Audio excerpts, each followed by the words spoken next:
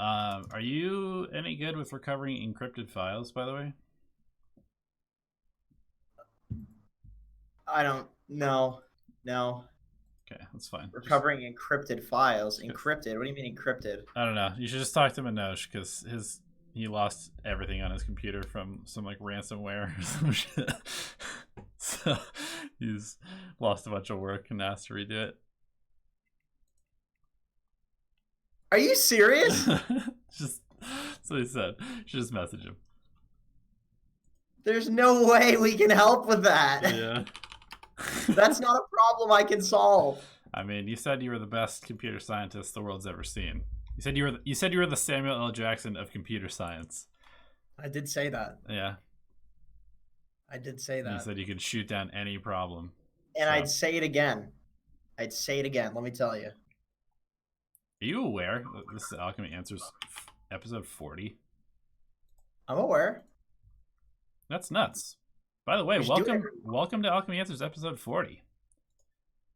It's a monumental moment. Thank you for welcoming me. Well, I'm glad to have you here. You know, we just finished recording a compendium predictions video, so you guys can look for that a little bit later tonight. It would be now, but I made a mistake. All in That's not mistake. That's not apparently the encrypted files that we're talking about, though, right? No. That's a totally different issue. So you're telling me Manoj lost all of the TI stuff. Is that what you're telling me right now? Potentially. He did finish one of the videos, so we have a team secret preview video, which I just need to write the script for and record. So a team secret video in TI is in what? How many weeks? I don't think we're going to do it in time. Yeah, we are. We'll make it happen. What we're talking about, guys, who are just tuning in, is we're going to do a preview video for every single team at TI. Just so you guys can familiarize yourself with the teams. Just talk about what they're good at, what they're bad at, and whether we think they're going to be successful at TI. Yeah, that if our editor doesn't get any more ransomware on his computer, for sure, we'll definitely do that. My God. Anyway, what replays do you guys choose? Hey, Donnie, can you tell me? We're not doing replay review for this. I just renamed it. Sorry, I'm a little bit slow because I'm a little bit tilted at the fact that I lost an hour of editing. But it's. Do you hear my air conditioner? I just thought it was you just blowing farts constantly. Can you actually hear my air conditioner? No. Okay, that's good. Because it's going to get very hot in here if I don't have the air conditioner going. Only when you talk, I can hear it. Okay, is it bad?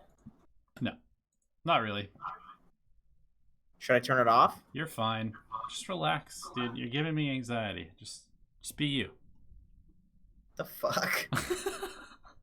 I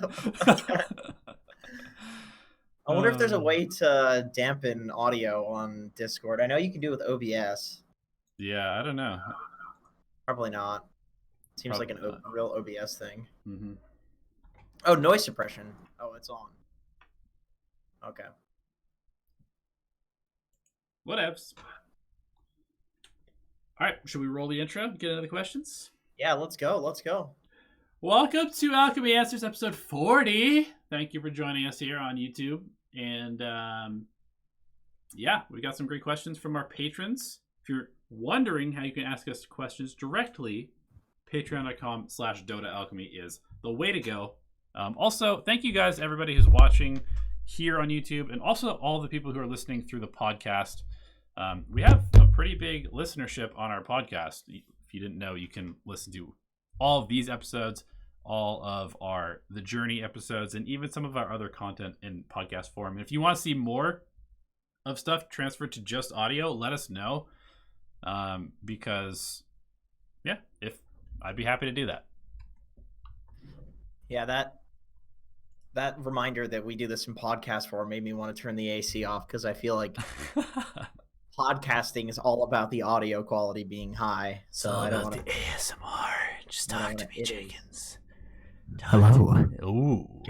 Jenkins Dota here. Whisper. Bringing another Dota 2 video on behalf of Virginity. Yep, All right. we promote that. It's abstinence only. Celibacy. All right. That's the good stuff. You know, they talk about, getting high on drugs and there's the runner's high if you do running.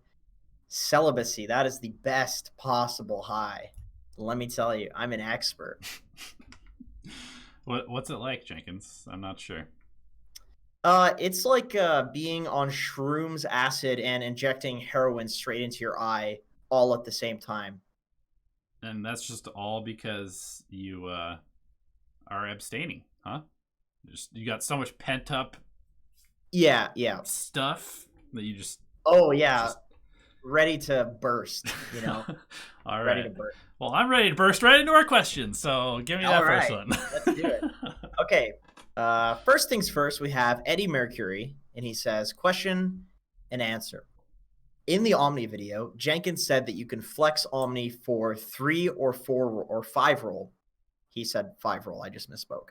However, I don't think that he talked about the differences of a 5 and a 3 Omni. Could you briefly explain how 5 Omni is supposed to work? Is he like Ogre Magi and Abaddon, or an Abaddon? Also, why can't he be played as 4? Seems kind of weird that somebody works well in 5 and 3 and can't function in between. Edit is Omni 5 dead after Heavenly Grace cooldown increase. So, as a position 5, he does play very similar to an Abaddon, but you could also argue that it's like an Ogre. Like I'm not sure if you meant like exclusive or like it's one of those two exclusively, because it is similar to both of them. Like you run and you body and you right click people, but then you can also heal your carry, and it's more like it's a hero you pick for the game rather than it's a hero that you pick for the lane. A lot of the time you'll want it against a particular off lane that you know that it's going to just be fine. Like if you can get it versus a Batrider or something like that, that's great. It's a great laner versus a Batrider because you can purge the napalm. But with that being said, it's more so when you just want an Omniknight for the game, you want the Omniknight for his spells. He doesn't really need items to benefit that much from those spells. Like let's say if you have a Sven, most people when they're picking an Omni, they pick it with the Sven, and it's nice to have that flexibility. It's kind of flexibility, but it's also kind of not flexibility because I am saying that you should pick Omni specifically with combos, which means that if an Omni comes out, there's probably going to be like a Troll or a Sven that's going to come out. So that is a lack of flexibility, but then because of the Troll or the Sven, that means that you can put the Omni as a position 3 if it's going to dumpster the lane, or you can also put it as position 5 and the combo is good enough that it's okay. It basically falls back on the idea that Team Secret has been kind of propagating for the last 6 months or so, maybe even longer, that roles don't really matter in Dota. You just kind of pick what's good in the game and do whatever you can to lane in whatever lane you're in. Yeah, I did want to say that one of the main reasons that it's picked more of as either a 3 or a 5 is because it fulfills either the role of being like the kind of run at you, eats up lane space, makes the other team have to deal with him. He pushes, just kind of like takes up a lot of area of the map and it's kind of like this rock that you can't move. Or you play as kind of like the save role, like the Abaddon, like the the Oracle who has like a purge and a save, sits behind the carry. But the 4 role tends to be the one that facilitates action for the first 15 to 20 minutes of the game. Right. Whereas like Omniknight doesn't have anything to do that. And like you basically want the 4 role to be able to carry your team in terms of being able to take fights until your offlaner or mid can take over that role for the rest of the game. Right. I would say a similar hero is Batrider position 5. So except Batrider position 5 is usually picked for his laning prowess, and he's flexed to be a 5 because if it's a really bad Batrider game, it's hard to like play the hero in the game. But as a 5, it doesn't matter if it's hard to play the game because a lot of 5s offer less than a Bat will. So essentially, you don't ever see Batrider 4s because Batrider 4s, they can't roam. They don't really have a stun. Like you have the lasso, but it's a pathetic stun. Whereas you see a lot of 5 roles that don't have any stuns. You have Warlock, you have Winter Wyvern who just has the Winter's Curse. Like you have these 5 roles. Usually between your 4 and your 5, You want one hero that's like pretty good at roaming and one hero that has some stuns or is good at team fighting. And a lot of these flex 3/5s are not good at all at doing the kind of like stunning and ganking thing. And that's where you would get that from your 4 roll. Yep. So if you let's say you do pick a a Batrider 4 or an Omni 4, then you're super limited on what your 5s have to be because you need somebody that can roam. But then also you need a safe laner that Can can allow them have to their roam. Yeah. allow them to roam. Yeah, it's like it limits your draft to have an Omni or a Bat as a 4 basically. Yep. Okay, Eddie Mercury also next says, how do you harass a solo offlane Weaver out of the lane as a Warlock without any hard disable, without soaking too much XP? Is it just buy a sentry, press Q, auto, and pull? Do you need to burn his mana so he can't W to trade and disengage? Is it even practical to lane? Yeah, it's totally practical to lane. Against Weaver and Sand King and any of these Invis heroes, the entire battle is just with sentries. Like, if you deward their sentries, you'll win the lane. In fact, Weaver's a really terrible laning hero, so you'll typically be guaranteed to win the lane as long as you have a sentry down against Weaver. You just harass him like a normal, it's a normal lane, and you don't care about his invis. And Weaver has really awful stats in the early game, so he's very easy to bully. And then his W has got an incredibly long cooldown in the early levels too, so he's super easy to kill. It's just something you have to punish in the early levels, and if you don't punish it in the early levels, it's going to do really well. It's the same reason why Pango offlane is considered not that great by good players, because if you're against good players, they're going to punish it really hard before it can actually do anything. Yeah, the thing about both Pango and Weaver is that they're like level 1 escape / last hitting mechanism is super long cooldown, but it gets much shorter and almost impossible to punish once it gets to like level 3 in the skill. But if you can basically, if the Weaver uses Shikuchi to secure a last hit, and then that is when you punish him, like easily. Yeah, definitely. And then he uses 3 Shikuchis and he's out of mana. Yeah. Morphling is another hero that has a similar issue where his level 1 to 3 is just completely awful. Many Morphlings feed in those levels in competitive matches because people know to punish it.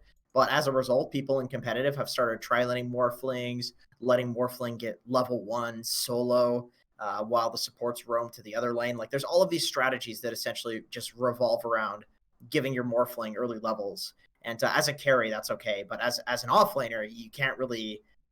It's very hard to like give that amount of space to your offlaner. It's like, okay, this hero sucks early, but it's a really good Weaver game, so let's give him these levels. Then at that point, it's like, why don't you just have a Weaver as a carry? You know what I mean? Yeah. So as an offlane, that's why like Pango and Weaver are not that great. If they were good at level 1, they would be, and that's why Pango is like more of a mid laner these days, or a kind of a niche pick where it's just really good players picking it. A lot of times you'll see them flexed to the safe lane and then aggro tri lane to keep that's heroes away from them. Is another way to do it. That's a super good strat as well. Okay, Son of a Mitch says, what makes a good position 4 player, and what are the current best heroes to be played in the position 4? So I would say position 4s need to have a really good understanding of lane matchups and what heroes can actually kill each other in the laning stage. Like, if you're playing, let's say, a Pudge or an Earth Spirit or a Tiny, you need to know that whether or not like a Mirana is killable if you roam to that lane. Otherwise, you're just going to make a very shitty rotation to the lane. Or by extension, you could also argue that you should know that maybe Mirana's the type of hero that if she gets harassed a little bit early, it doesn't matter if you don't kill her. She just will never come back.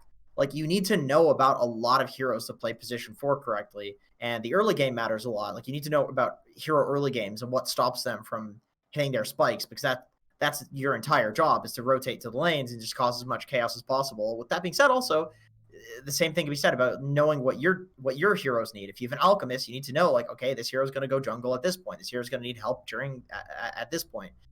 It's all about the early game as a position 4. That's essentially what I would say. It's all about the early game and what heroes you want to like facilitate.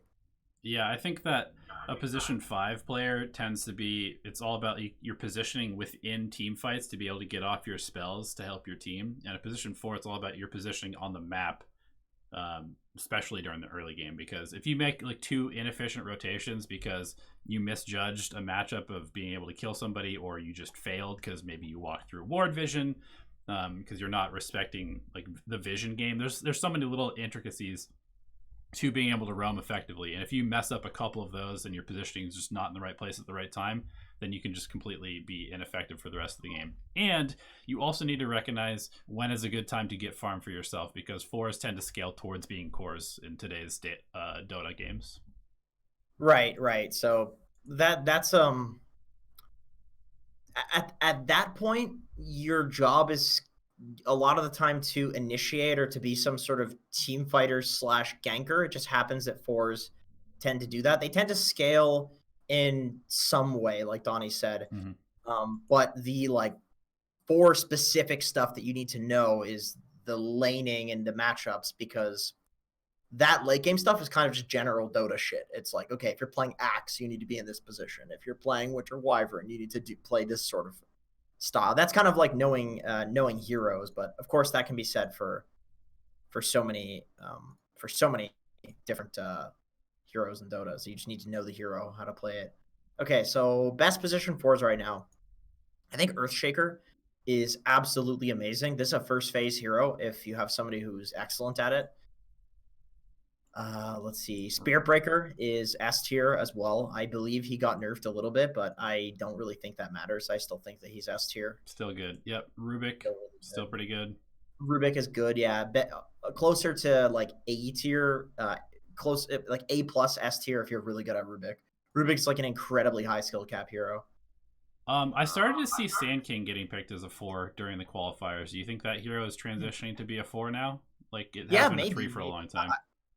It honestly makes a lot of sense, because you want your 3 to be in really aggressive positions with farm, with items that make them tanky. And a lot of the time that's on the enemy side of the map, but Sand Kings have been typically playing in the safe lane, but not building Boots of Travel.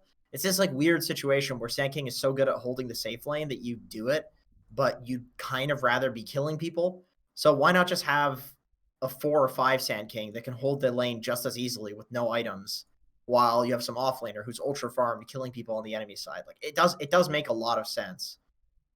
He does offer a lot of the same stuff, and then you're gonna have like relatively the same blink timing, and then you don't need to worry about being tanky, and you can get that blink timing because that's all you have to farm. That's your only job, is like getting that blink. Right. So heroes, let's see. Those two are good enough. Just play Spirit Breaker and what's the other one I said? Earthshaker. Earthshaker. Yeah. Sand King's pretty decent. Let's see. Is Tree Protector a sleeper pick? Oh, Shadow Shaman is good. Tree's more of a 5 that I'm seeing people play right now. Interesting. Okay. Crystal Maiden, that's a very trending hero right now on position 4. In 4? Oh, cool. Yeah, CM is definitely pretty good. All right, that's enough. I don't need 28 different heroes to play.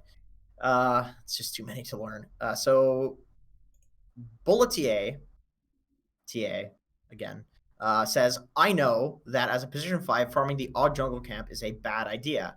However, if all of the lanes are being pushed by cores and position 4 is jungling, apart from dewarding and stacking camps, what else can you do for some gold? Honestly, dude, like, I feel like as a position 5, you should almost never be worried about gold.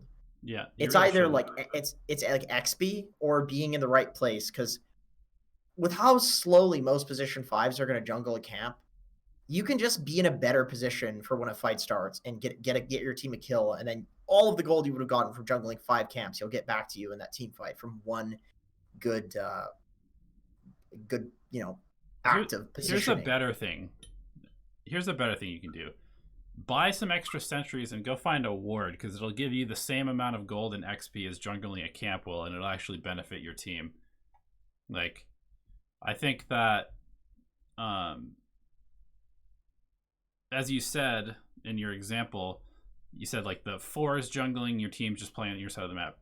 Or you can just suicide down lanes if you have lane push. Like, there's no reason not to just create pressure on the enemy side of the map. Yeah, that's way better. That is way, way better. If all of the lanes are being suicided down already, then you should go sit with somebody and fight. Yeah. But if your team is just being morons and nobody wants to fight, then suiciding down lanes is going to make space for them to be morons. Then it's actually okay. Like, you're making it okay what your team is doing, which is very, very good. Okay. 4 Dot says, should Gaben release a 5th spirit? We have Ember, Storm, Earth, and Vengeful. Spirit Breaker doesn't work. We need a 5th. What would the spirit be? Let's see. So we have Storm, we have Earth, and we have Ember. So that's fire. What are the elements? I mean, Morphling is basically a water spirit, you know? I was gonna say, like, the only thing I can think of is water, but we already have like a literally water guy, so that doesn't make any sense. Wind is sometimes like not, but Wind, yeah, but storm is like the that's same like thing. storm. Yeah. There's wind and storms, you know. Um, What about like a plague spirit or something like that? But Venomancer's kind of a plague spirit. Necrophos. Yeah. At that point, we're just kind of talking about themes, you know. We're talking about themes. Like, aren't there other fire themed people in Dota, like Lena? I get that she's a girl, okay, whoopie doo, you know, but she's still fire themed before Ember was around. Right. Lena's just like, hey, what the fuck? Just because he's a dude, it's like, oh, he's different. He's the guy fire theme. Isn't You know? Leshrac technically the tormented spirit? I think that's what he was Sure, in Dota sure. 1. Yeah. I don't know, like the Octarine spirit or something. Flesh spirit, arcane spirit. Yeah, there we you have go. Do we have any arcane That'd be pretty cool. characters? If Invoker, I guess. Kind of. It's not a spirit, but Arcane spirit sounds interesting. How about like a? Well, you've got like whatever. I don't know. like a magic spirit sort of situation. I mean, I guess they're all magical, but Right, but like actually just like magic flavored for all of their abilities. yeah, like some pink. Pink, exactly. For some reason, I just immediately went to pink as like the color that's missing color. from the spirits. Sure. I think a lot of I mean, it makes sense. You have like Invoker. It's like, oh, he's this magic guy. What does he do? Oh, he's got ice and he's got fire and fuck. What are the other things? Arcane. You know, Exactly. like, after ice and fire, you're just like, oh, arcane. Nobody was like, oh, Invoker, he could have an earth orb. That would be fucking sick. Like Earth Spirit feels weirdly out of place, doesn't he? A little bit. It's a little bit out of place. There's Treant Protector, there's Enchantress, there's Nature's Prophet. There's all these earthy guys, and Earth Spirit's just like, no, I'm about rocks, but green as well. And don't mistake me for Earth Shaker, even though he's basically the same thing.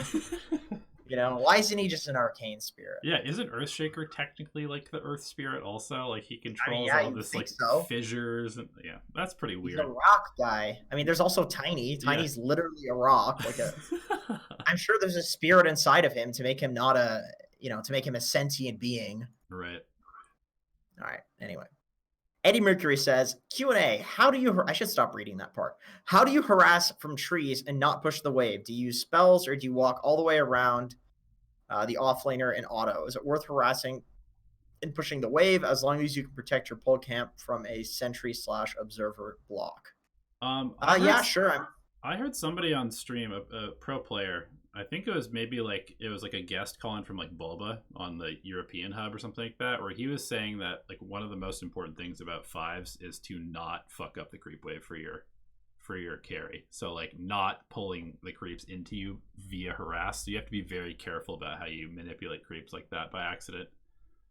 Yeah, it's not an easy thing. It's definitely not something where there's just like a catch-all, this is how it works. Like if offlaners are good, they'll abuse the fact that they know that they're going to be trading their HP and possibly even their life to get you to fuck up the creep wave. Mm-hmm. Like that happens when people are good at the game.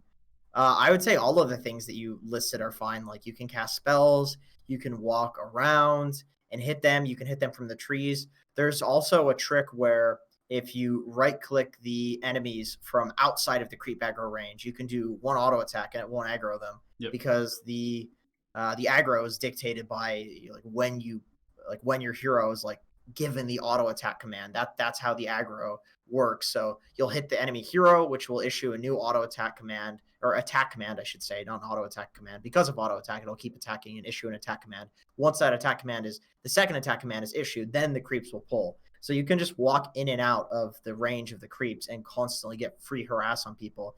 It's just a little slow, but if you do that for long enough, you can kill the offlaner. Yeah, and also one benefit of doing that is you'll get some experience. You'll end up getting not completely behind in terms of experience, which can often be extremely beneficial to finding a kill in the next level or two. But you do have to be careful. Like judge whether you're actually being effective doing that or not. If you can keep right-clicking people and their HP is actually going down, you're against a Weaver, you're against a Pangolier early or something like that who actually is affected by being low, then that's great. But if you're against like an Ogre or like an Axe or something like that with 90 HP regen, and their HP is really not going down by your like one attack every 2 or 3 seconds, then you should probably go do something else. Yeah. Jayori says, in the offlane, or as a position 4, when should you start dragging creeps from behind the enemy tower, and where should you take them? Is there a point where the place that you farm changes? Okay, so it depends. I would say that if you... It really depends on the situation, but generally, when you're ahead, you just want to play the lane because you can like zone them and deny them and just destroy them in the lane. So you wouldn't want to pull if you feel like you're strong. If it's like a 70-30, maybe even a little bit higher, where you're sure that you're really strong in the lane and that you can own the person that the core that you're against. There are other situations that can arise, such as like let's say you're really low HP and you just like finish kind of diving them and maybe hitting their tower a little bit, and then the next wave is about to hit and you don't want it to meet up, so you like grab it and then drag it to the hard camp or something like that, or you drag it to your tower and just get the XP, or you drag it to the shrine and shrine up or something like that. That's fine. Like as long as you have a reason for dragging the wave or for playing the lane, you just want to do things in Dota with intentionality. So the general rule of thumb is if you feel strong, you play the lane. If you feel weak, you just cut the lane. And if you cut the lane, you can ideally you would just drag it to like wherever is the best place for you to farm and to deny as much as you can from the enemy team. So sometimes that's just directly into your tower because you don't have the time or space to bring it all the way behind the tier 1. Sometimes you can drag it to a hard camp and they can't really contest you farming that, and that's fine. Sometimes you can just be like an Axe and you kill the creep wave, or you drag it to a medium camp and you kill it. Whatever is just going to give you like maximize your farm. And once again, I cannot stress enough the rule of thumb: if you're strong, play the lane. If you aren't sure, cut the fucking wave. Just do anything. Nothing to add. It's a good synopsis right there. But creep cutting and creep manipulation is basically the entirety of laning in the off lane right now. So it's not a very simple issue.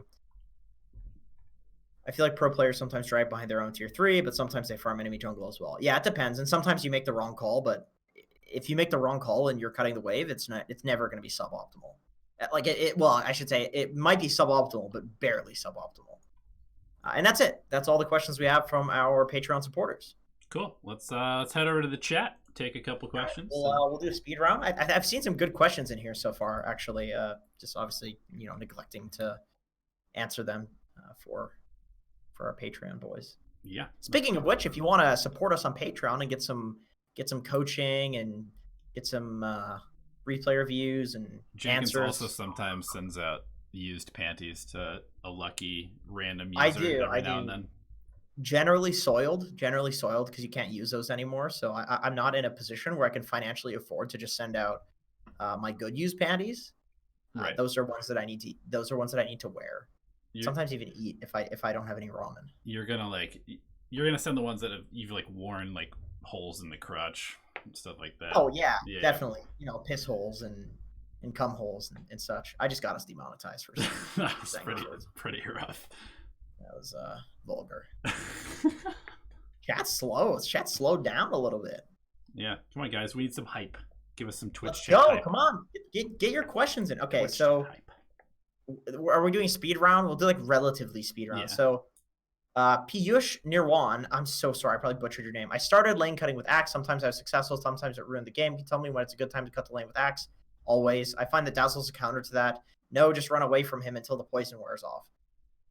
Yep. I see. Just feel free to interrupt me if you have anything to add. No, use your battle hunger and run away from him, and you should be fine. I see natures and low druids laning and never jungling lately, with people frowning on anybody who wants to. Correct. Yeah, laning is always better than jungling at the moment. Best position 1 caster carries, like Morphling? Luna. Yes. No. No.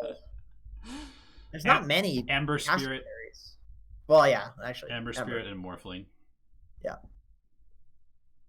Wow. I didn't mess up my stream for the first time.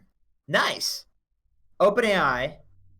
Play doesn't play in the traditional 5-position system, as a huge win rate. How do we know the system is better than everyone farming equally?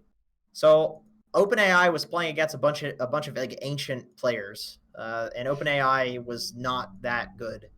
So the thing is, like, there's a lot to be learned from OpenAI, but to say it's just strictly better is I don't think is true. I think people took a lot of stuff from OpenAI, but there's stuff that OpenAI did that just like wasn't good. Yeah. And then there's also stuff that just doesn't work with humans. Like, you need to have literally impossible communication to do certain things that OpenAI did. Yeah. But I think like Team Secret has shown that having certain hero, and VP has done this for a long time, having certain heroes farming at different times and taking the different positions is correct. Yeah, and flexing that your is, that 4 is, to 3, getting a couple extra items on your 5 is super valuable. that is what literally every team does now, including tier 2 teams. Like, tier 2 teams are good enough that there's no true position 1, there's no true position 2, there's no true position 3. Like, every tier 2 team plays like that because we've all watched Secret play and are copying them. Yeah. Yep.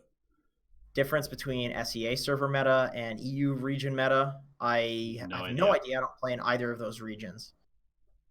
If you're position 1, when do you leave your lane if you're getting total free farm? The moment it gets dangerous, basically. And also, you can just make a rotation to like get a tower. You should always leave pretty early. Free farm doesn't matter. If you're position 1, like, you should be able to free farm anywhere. Yeah, against good people who are playing fast, probably like around nighttime. And yeah, maybe in lower level pubs, as soon as they start rotating your lane. Depends on your hero too. Some heroes are really hard to kill, like Lifestealer and Jug, and they just won't gank you. Yeah. But if you're some random, like, easy, like Luna or something, you're gonna get ultra punished. Best way to get XP as an XP hungry 5: kills, pulls, and taking a lane from a core that wants to go jungle or roam. Yep. Is magic pushing out waves if your teammates aren't. True. As a bat rider, what should you do against a tri lane that has high kill potential? Cut the wave and double up the wave and die for it. I don't care. As long as you're farming against a tri lane, you're winning. Is Magic Build Luna up and coming? Yes. What do you think the purpose of bot matchmaking and potential uses of time during rather than running down mid in one? What? I'm confused. Bot matchmaking. Not sure. Is that where? Are you talking about like boosting by getting your bots to run down mid? I don't know. I'm pretty sure bot matchmaking is like Zyori queued into that once where I saw there's enemy team feeding down mid, like farming items or something like that, or feeding somebody on the enemy team, feeding MMR to like sell an account, something like that. Yeah, I don't know. Top 3 tips to communicate with stubborn teammates. Number 1, just be nice, even if they're being a dick, because you don't want to make it worse. Number 2, maybe don't. And number 3, use the mute feature. Keep it simple would be the only thing that I would say. Keep your communication extremely simple. Yeah. Do you see a more 2-1-2 lane setup with the nerfs to stout shields? I'm seeing a lot of people play heroes at lane now, like Bristle and Enchantress. I'm seeing that a lot, and tonight I am definitely going to play some Enchantress. That's my favorite hero. Nice. My second favorite hero. Wondering if coaching is an advisable way to make a better player out of myself. Been getting a lot of good stuff watching your videos. Thank you. But I don't feel like I'm wholly improving.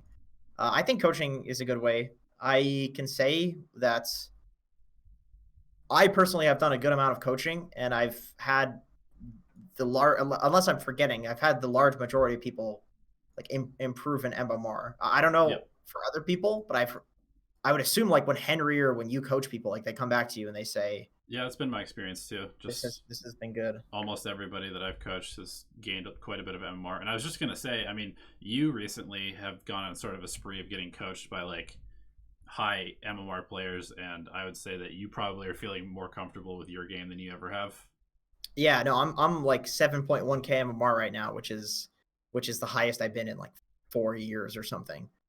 So it's and it's just I've just been, yeah, like you said, I've just been getting coached. New Sham's been helping me a lot. Sammy Boy, CCNC coached me a little bit. I've literally just been asking people like, hey, we've known each other for a while. Do you want to do me a favor and just coach your boy? And it helps. It helps a lot for me. Dota there's just so much information that you're never going to be able to get all the information just for yourself. And so having another set of eyes, another brain that is as good as you or better is always going to be pretty beneficial towards your outlook. I just heard like a crazy concept from a pro player that I can't spill the beans on, because it's TI is coming up, but it's like mind blowing the shit that people are coming up with, like completely changing the way that people think about the game and how you're supposed to play, like conceptually. And I'm sure some of the better teams are doing even crazier shit. Speaking of coaching, can I get a link to Jenkins coaching app? Let me tell you, I'm very close to being ready to beta test that with my boy Donnie here, with D2 Bowie, and with Henry. We'll get them on there. We'll put them in the video link. I need a designer. I need designs. This site is really ugly, and I feel bad about launching something that's really ugly. So if anybody's a big designer out there, hit up your boy, and I'll give you like, I don't know, $100 or something. It's not that much. It's literally just one screen. It's just one very simple screen with like a calendar on it. That's basically it. Yeah. There you go. Self-promotion. Hey, shameless. Do it, man. It's your channel. It's true. This is my channel. This isn't Game Leap. This isn't Pugna. This is why no, I'm just kidding. Well, it's true. But I'm not kidding. I'm also serious. It's also true. We're not selling you guys anything. We just give you fucking free content, and it's great. We love it. Actually, this coaching site is going to make me, it's going to lose me money, actually, technically speaking, until I can get something set up to monetize it. But hey, man, as long as people are using it, that's all I care about. That's all that really matters. All right, I'm going to take one last question from chat. Okay, let's do it. Okay, here we go. I like this one. Richard Joyce. In a matchup where one player on each team is well above their teammates' MMR, is a matchup with an above team MMR mid versus an above team MMR support even? So basically, if those two high MMR players are playing completely different roles, which team has the advantage?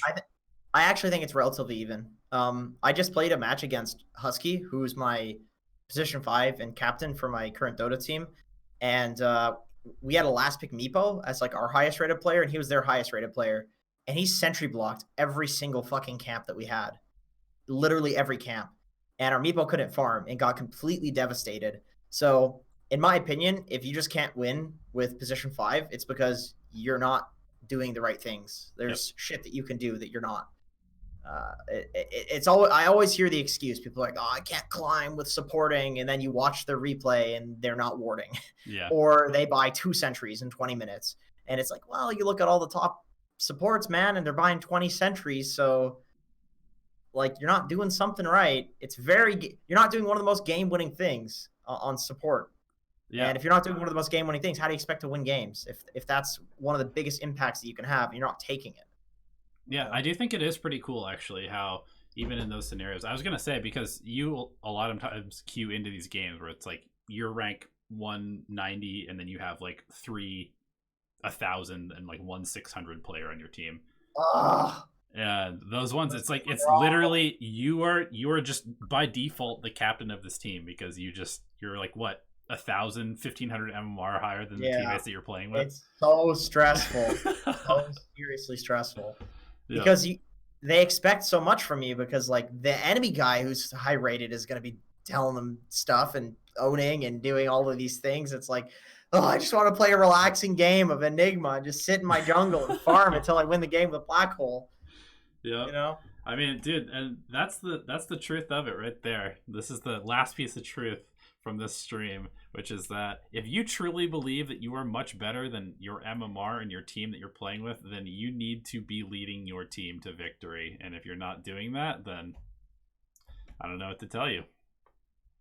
I dodge those games. I only queue when I see other people queuing. Yeah, it's a good strategy. But with that being said, when I do get those games, I don't go mid or something. I play offline, which is my role, because I'm way more confident being able to control the game. I just pick heroes that can control the game. Yep. Totally. All right, guys. Thank you for tuning in. As always, thanks to our patrons for the support and the questions. Thank you to chat for filling the time with some more questions. Good stuff. We got some videos coming out. I'm going to go edit. Jenkins is going to go stream. Go watch him on Twitch TV/420 Jenkins for some dank offlane gameplay. Oh, yeah. And we'll see you guys later.